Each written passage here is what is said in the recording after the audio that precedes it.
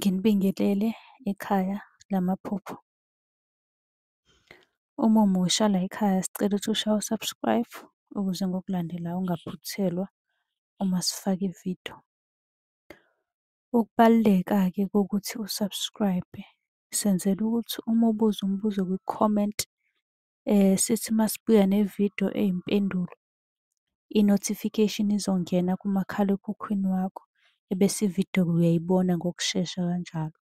Kanti uma unga-subscribe-ile angeke uze ubone nhlobo ukuthi cha impendulo usuyitholile. Ngakho-ke uma unombuzo buza kwi-comment sizokwenzela ividiyo. Uyakwazi futhi ukusi-inbox-a lapha ku-TikTok usi-follow-we, inbox ucele inombolo ka-WhatsApp ozobuza njalo kuyona ekuseni uma-ke kukhona isibonakaliso obenaso. Nokubaluleka nje kokuthi-ke uwazi ukuthi ngabe lokho osuke ukuphuphile kubika ukuthini. Ake singene-ke kwelanamhlanje sikuchaza.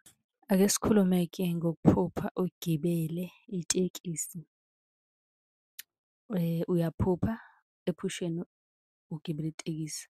Kusho ukuthi isibonakaliso uyaboniswa ugibele itekisi.